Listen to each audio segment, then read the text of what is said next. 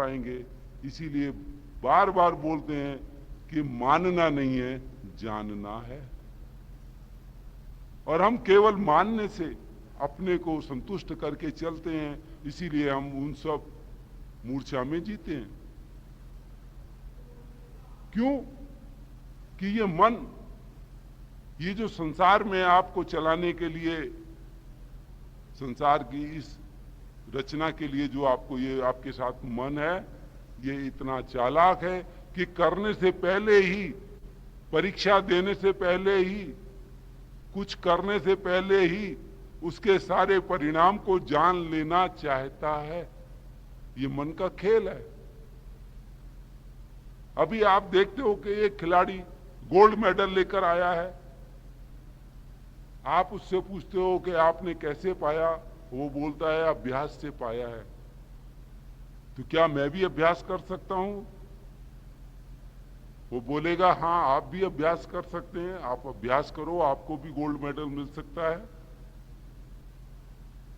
मन बोलेगा एक बार और पूछ ले, मिल सकता है कि नहीं मिल सकता है।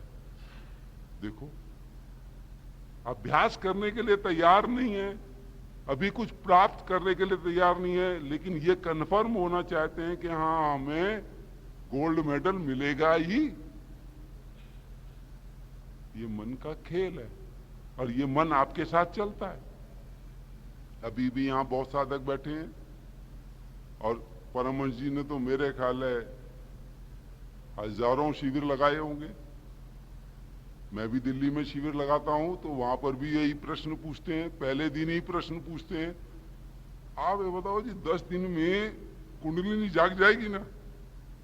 ये कंडीशन पहले वो रखते हैं, ये शर्त पहले स्वीकार करना चाहते हैं कि हाँ, हम 10 दिन में प्रयोग कराएंगे और कुंडलिनी जागेगी।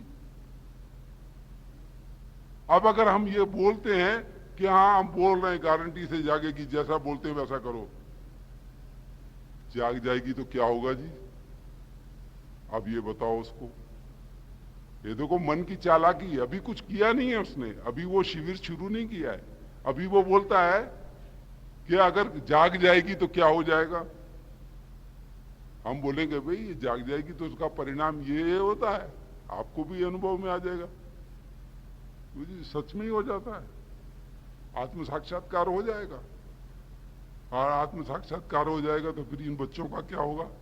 देखो अभी कुछ भी नहीं है। वो कथा आपने सुनी होगी, दो मित्र बैठे थे, चर्चा चल रही थी।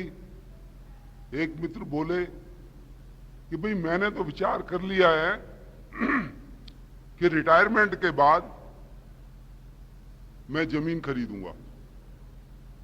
अच्छा, क्या करोगे जमीन पे? भाई खेती करूंगा। दूसरा बोला मैंने तो विचार किया है रिटायरमेंट के बाद बहुत सारे पशु खरीदूंगा और दूध का धंधा करूंगा। अब मन तो मन है।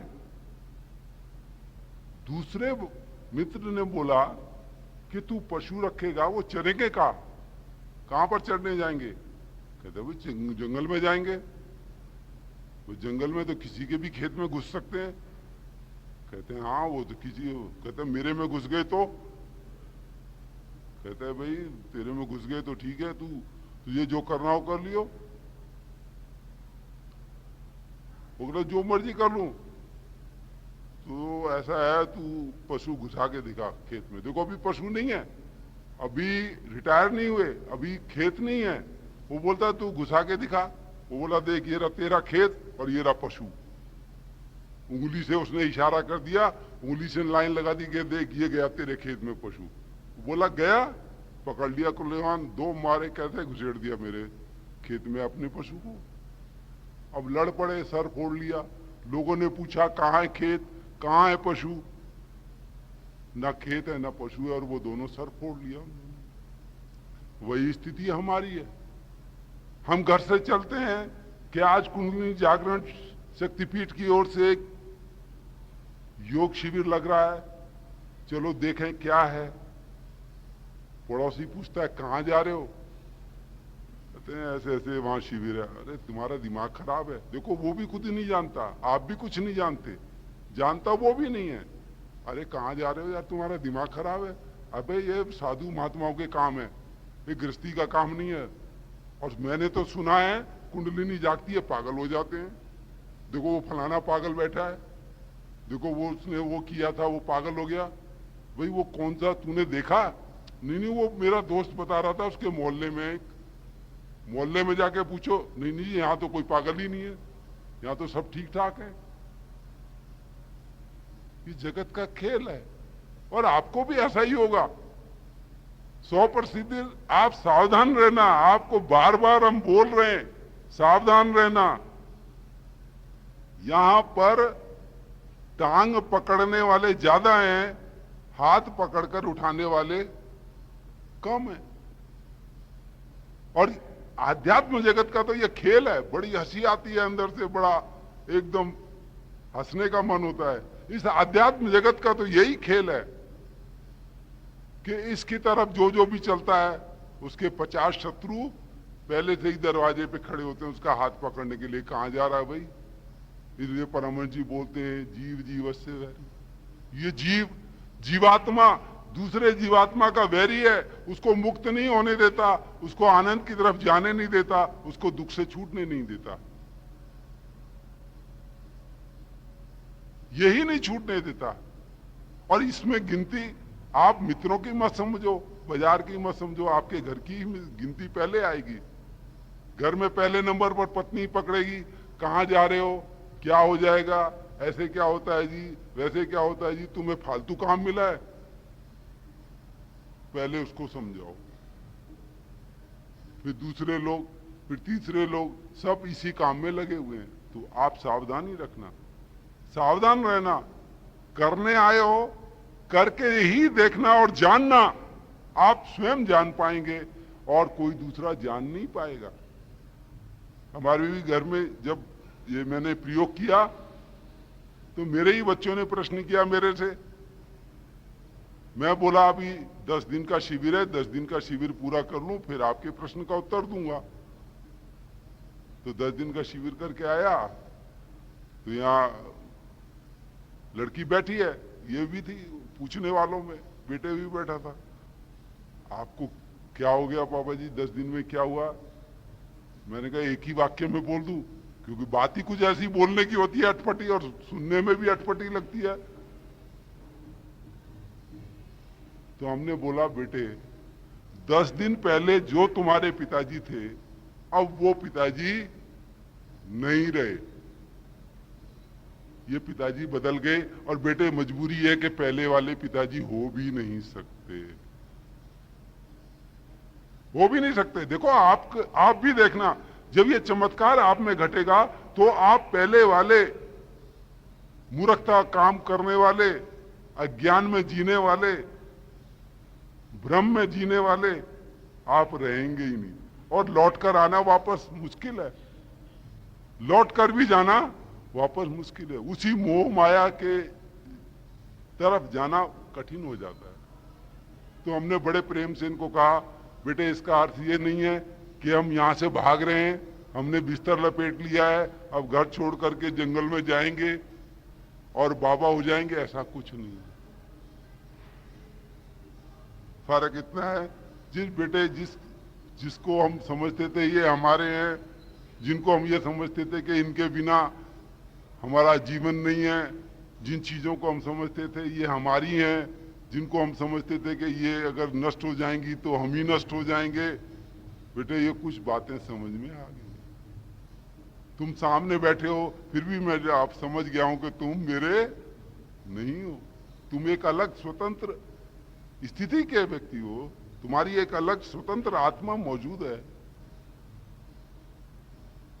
और तुम मुझसे कहीं बंधे नहीं हो, मैं तुमसे कहीं बंधा नहीं हूं। और ये जो खेल ग्रस्त का चल रहा है ये सरलता से चलता रहेगा।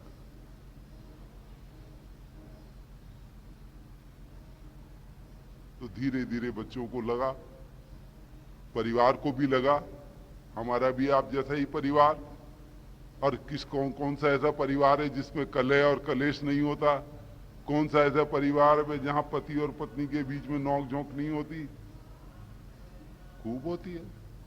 हमारी भी खूब होती थी,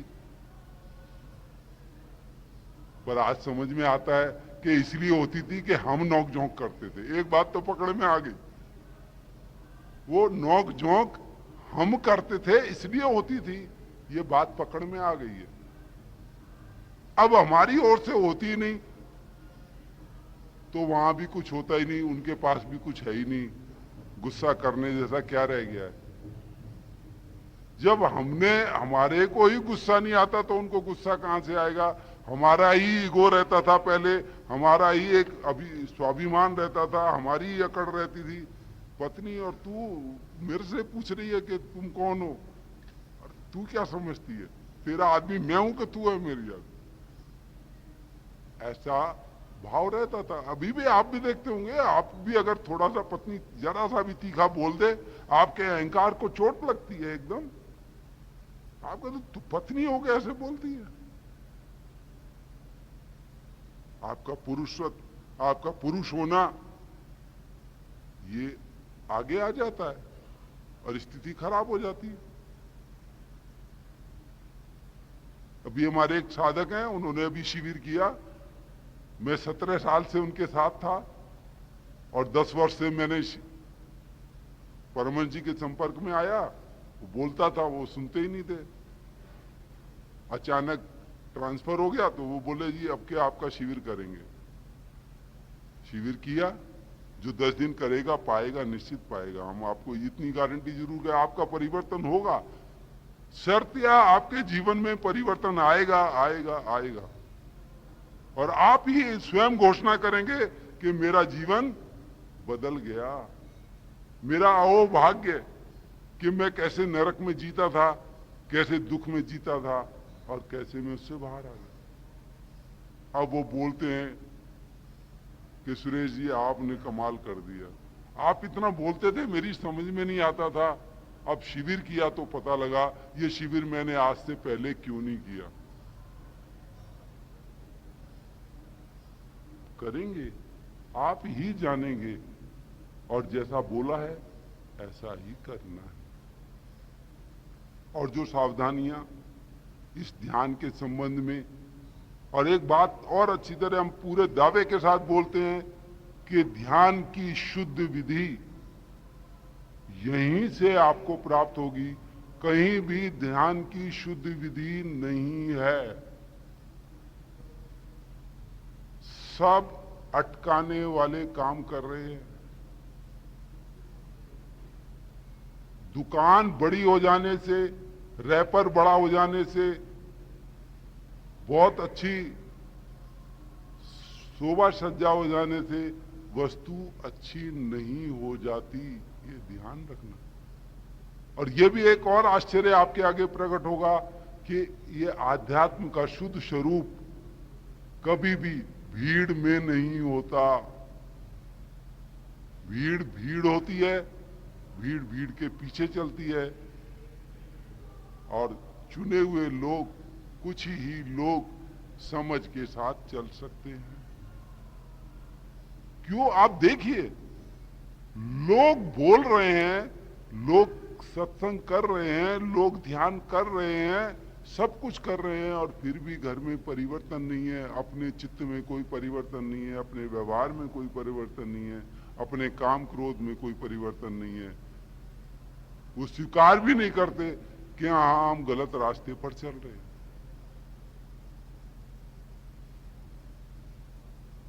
पहले ये स्वीकार करना पड़ेगा कि मैं चल कहां रहा हूं, क्या मैं ठीक चल रहा हूं।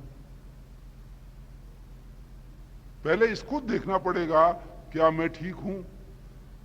और इसकी जांच जब तक आप दूसरा नहीं करके देखते, आप जांच नहीं सकते कि मैं ठीक हूं। अगर मैंने कोई एक काम, मेरे पिता मुझे पकड़ा गए, या हमारे पिता के गुरु, जो कुल गुरु कहते हैं, वो पकड़ा गए और मैं वही करे चला जा रहा हूं, तो कभी भी नहीं समझ पाऊंगा कि आखिर सत्य कहां है। विधि को ठीक ढंग से प्रयोग करेंगे तो आपका ही परिवार खुद आपको बदलता हुआ दिखेगा। क्योंकि आप में परिवर्तन होगा तो दूसरों में परिवर्तन आपको दिखेगा ही। आप ही बदले नहीं है तो इसलिए आप दूसरे को बदलने की अपेक्षा लेकर बैठे हैं, इसलिए परिवार कभी भी संभल नहीं पा रहा है। हमने खुद नहीं किया, हम अपने बच्चों से अपेक्षा कर रहे हैं। हमने खुद कभी जाना नहीं, हम बच्चों से अपेक्षा कर रहे हैं कि वो जाने। वो कहां से जानेंगे? वो तो पिता की तरफ ही तो देख रहे हैं, माता की तरफ ही तो देख रहे हैं कि क्या हो रहा है। अभी एक वो सुंदर कथा आ रही थी, बड़ी सुंदर कथा थी। कोई बच्चा मिट्टी के बर्तन इकट्ठे कर रहा था। रोज उसके दादा दादी को जिन बर्तनों में भोजन कराती थी उसकी माँ और पिता, उन बर्तनों को वो धो करके रख लेता था अपने पास। वो एक कमरे में इतने सारे इकट्ठे हो गए। पिता ने पूछा, बेटे ये क्या कर रहे हो? कहते हैं, जी पुरानी वस्तुएं हैं, बड़े काम की वस्तु होती हैं, ये तो भविष्य में काम आएंगी। बोला, ये पुराने बर्तन, बेकार से बर्तन, इनको क्या करोगे? बोला, पिताजी जिसमें हमारे दादाजी भोजन करते थे, आप दादाजी को भोजन कराते हो, वही सेवा तो मुझे भी करनी है आपकी, इसलिए ये बर्तन आपके लिए इकट्ठे कर रहा हूं। अब पिता को पता लगा कि मैं क्या कर रहा हूं। सीधा सा अर्थ है कि आप अपने पिता का साथ जो व्यवहार कर रहे हैं, आपका बेटा आपके साथ करने के लिए तैयार खड़ा है। आप भले ही आंख बंद कर लें, आप भले ही ना सोच पाएं कि मैं अपने माता पिता के साथ क्या व्यवहार कर रहा हूं, पर आपका बेटा सब देख रहा है। वो भी आपको वही सब देने वाला है। तो आपके परिवर्तन से ही परिवार और परिवार में रहने वाले आपकी पत्नी, आपके बच्चे वही बदलेंगे। पर पहले आपको अपने आप बदलना है। पहले आपको दुख से छूटना है, पहले आपको तनाव से छूटना है, पहले आपको क्रोध से छूटना है, पहले आपको लोभ से बाहर जाना है। पहले आप चलेंगे तब पीछे बाकी परिवर्तन चलेगा। ऐसा होने वाला नहीं है कि आप तो ऐसे ही रहें और घर बड़ा आज्ञाकारी, बड़ा आनंद में रहने वाला, बड़ा मंगल में रहने वाला हो जाए। नहीं हो सकता, असंभव है, बिल्कुल असंभव। और आपके परिवर्तन में भी आप एक चमत्कार देखेंगे जो हमने भी देखा है। फिर आपको कुछ बदलना नहीं पड़ता, आप बदल जाते हैं तो फिर सब चीज अपने आप बदलती है। और ये बिल्कुल सत्य है। आप बदलेंगे तो सब बदलेंगे। तो आध्यात्म का हमारे पास एक ही सूत्र हम पकड़ कर रखते हैं कि यदि जहां भी आप हैं, आप व्यापारी हैं, आप दुकानदार हैं, आप नौकरी पेशा हैं, या आप जो भी हैं, आप जो जीवन जी रहे हैं, आनंद से जी रहे हैं, बिना तनाव के जी रहे हैं, बिना काम क्रोध के प्रभाव के आए बिना आप जी रहे हैं, तो ही आप सच्चे आध्यात्मिक कार्य कर रहे हैं। नहीं तो सब व्यर्थ है, सब व्यर्थ है। वो बिल्कुल वो जिन्न वाला काम है, छलनी में पानी भरने वाला काम है। आप छलनी में पानी भर नहीं सकते, और यही चल रहा है। तो यहां आप आए हैं, हमारा इतना ही आपसे प्रेमपूर्ण निवेदन है कि ये जो ध्यान, और ध्यान के बिना ये जो जिस संसार के बदलने की बात, शांति और आनंद की बात, प्रेम की बात, करुणा की बात, दया की बात, मैत्री की बात हम करते हैं, वो केवल कोरी बात है। साधना करके स्वयं जानो, और स्वयं से जो अनुभव होगा वही आपका सच्चा अनुभव होगा। फिर आप दूसरों की बातों को बिल्कुल भी मानने के लिए तैयार नहीं होंगे। आप कहेंगे भी हम मानते नहीं हैं, हम तो स्वयं जानते हैं, हमने जाना है, हम स्वयं जानते हैं, हम भी ग्रस्त हैं। और आध्यात्म का ये सूत्र अब खत्म हो गया कि ये संत महात्माओं साधु महात्माओं का काम है। ये इस भ्रम में नहीं रहना। ये बिल्कुल भी सामान्य गृहस्थी भी इस आध्यात्म के इस आनंद को, इस प्रेम को प्राप्त कर सकता है। और वही सही मायने में वही प्राप्त करेगा। क्यों? उसने जीवन के कुछ अनुभव, कुछ खट्टे मीठे अनुभव उसके पास ज्यादा होते हैं। जिसने ग्रस्त नहीं की उसको क्या मालूम कैसा होता है। उसको तो बाद में चखने को मिलता है ना सब, क्योंकि फिर उसका परिवार या संसार बन जाता है। फिर उसके साथ आने वाले लोग अलग अलग स्वाद चखाते हैं। पर आप तो घर में बहुत स्वाद चखते हो।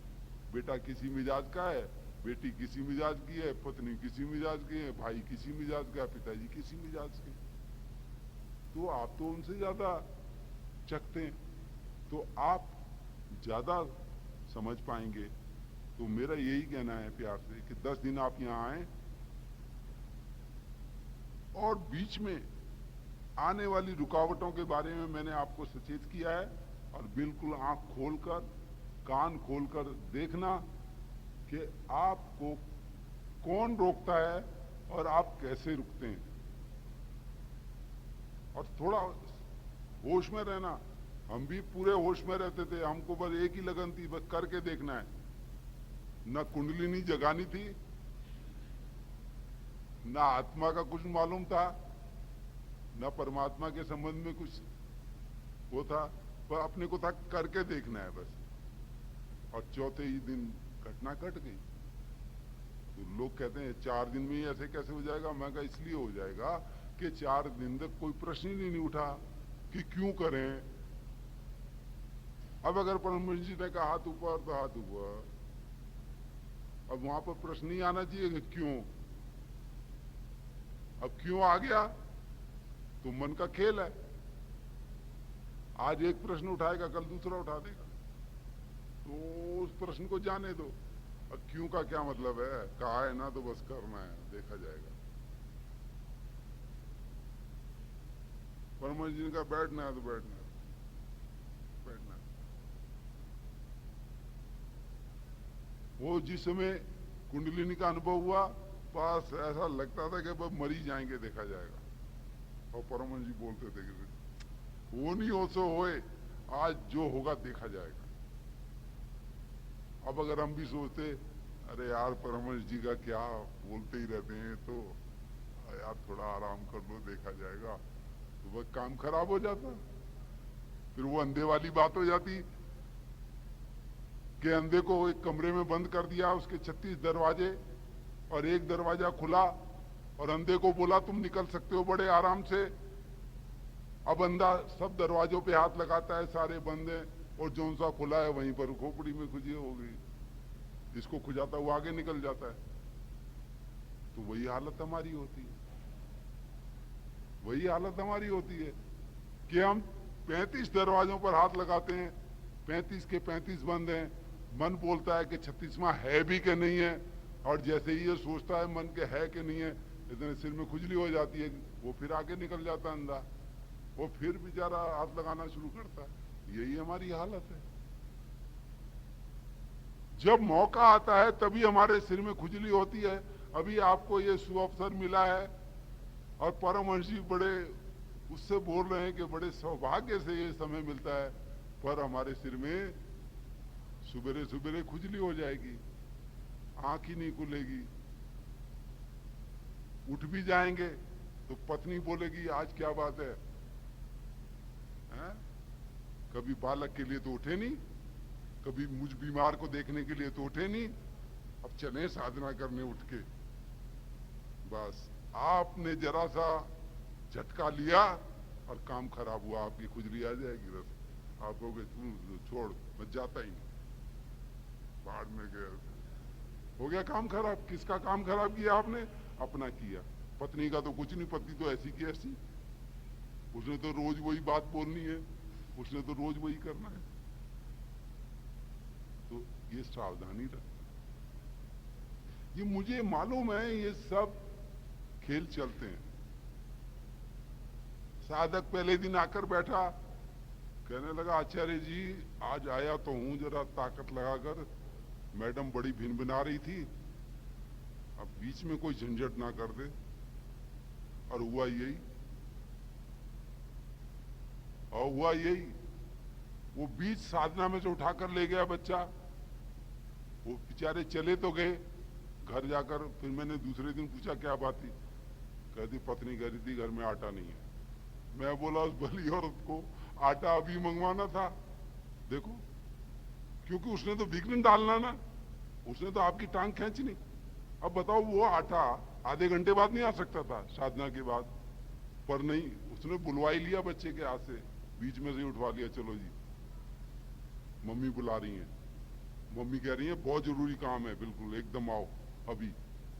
वहां जाके देखा तो आटा नहीं है। वाह भाई वाह। मैं बोला यार आटा तो आधे घंटे बाद आ जाता। कहते हैं यही तो समझ में आना था उसके। मैंने कहा ये समझ में आपके आना चाहिए, उसके तो नहीं आएगा, आपको समझ में आना चाहिए। तो और हमने सावधान किया था कि होश रखना कि ये खेल चलता है इस जगत में, ये आध्यात्म की तरफ ये जब जब जीवात्मा चलता है यही खेल चलता है। एक जीव दूसरे जीव की टांग पकड़ कर रखता है कि ये मुक्त ना हो जाए। बड़ी सुंदर कथा परमहंस जी सुनाते हैं, वो बस सुनने में बड़ा आनंद आ जाता है। वो कोई नदी में बाढ़ आई, पूरा गांव बह गया, लोग बहने लगे। एक बेचारे के सौभाग्य से पेड़ गिरा हुआ था, टहनी हाथ में आ गई। अब जैसे ही उसने टहनी पकड़ी और जो बह रहे थे उनको तो आश्चर्य हुआ।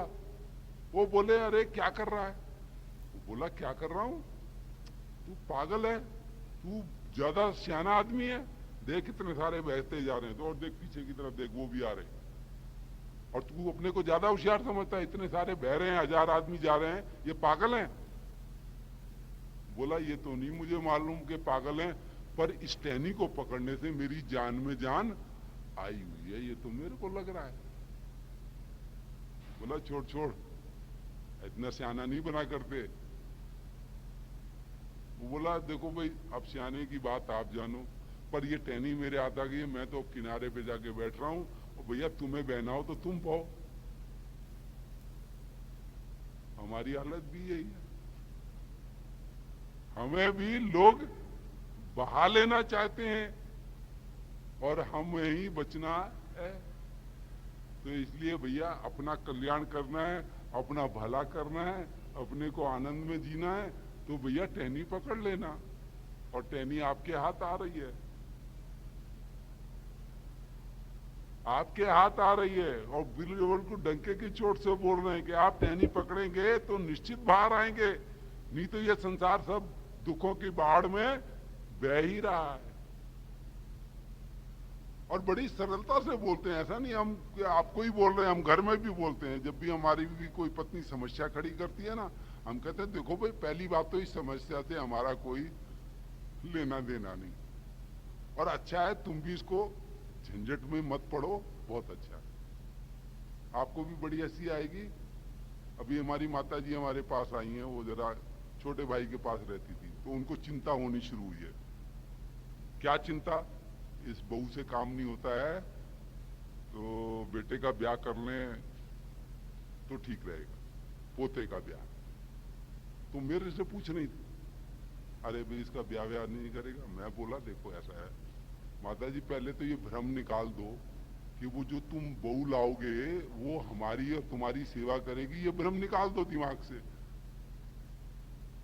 कहने लगे ये क्या बात हुई? मैंने कहा देखो अच्छा एक बात बताओ, कल्पना करो, मैंने उनके आगे विचार रखा, मैंने कहा देखो आप कल्पना करो, वो बेचारी आई यहां पर और 15 दिन बाद वो बेचारी खुद बीमार पड़ गई, संयोग की बात हो जाए। अब आप बताओ, आप अभी तो अकेली तकलीफ उठा रही है ये बहू, फिर हमारा करे, बच्चे का करे, तुम्हारा करे और बहू का भी करे, तो समस्या बढ़ी कि घटी? कहने लगे तो इसका मतलब है ब्याह ही नहीं करेगा। मैंने कहा ये मेरे से मत कहलवाओ कि मैं ब्याह नहीं करूंगा, पर जिसको शादी करनी है उसको तो तैयार होना चाहिए ना। ये झंझट का काम कौन करेगा? हम अपने ही तरफ से कोई झंझट मोल लें। गृहस्थ को मैंने कहा माता जी मैं तो एक ही सूत्र जानता हूं, गृहस्थ के लिए मैं मना नहीं करता, शादी करने के लिए मना नहीं करता, पर जो करे वो अपनी पूरी जिम्मेदारी पर करे। वो जिम्मेदारी, ब्याह अपना करे, जिम्मेदारी हमारे ऊपर। ये बेवकूफी का काम क्यों करेंगे भाई? ये हमें क्यों करना चाहिए? जिम्मेदारी का अर्थ है कि उसका सारा बोझ अपने ऊपर ले लो। भाई हम क्यों लें बोझ? वो योग्य है, सामर्थ्य बनाए और विवाह करे और ठाट से रहे, न दुख दे न दुख ले। हम तो इस सूत्र पे जीते हैं, न दुख दे न ले। ये तभी संभव हो सकता है जब आप स्वयं दुख से बाहर हो जाएंगे, तभी आप दूसरे को दुख नहीं देंगे। बात समझ लेना, इस अज्ञान में मत रहना कि हम दुनिया को बड़ा सुख दे रहे हैं, बड़ी सेवा कर रहे हैं।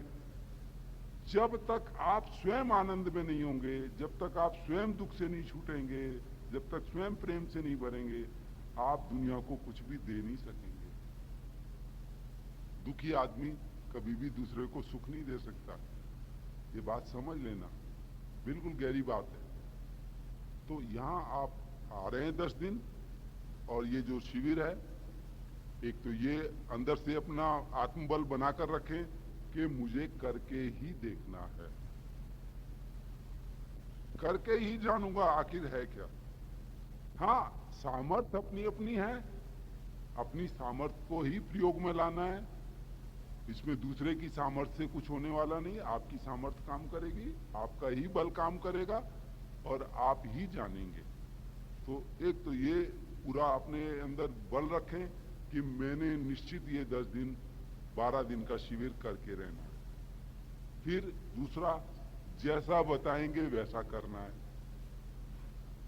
तीसरा, कोरे कागज की तरह आना है। जो पहले से पढ़ा है, जाना है, जो भी आप करते हैं उसको जरा 10 दिन के लिए रोक दो, तभी आप सत्य जान पाएंगे।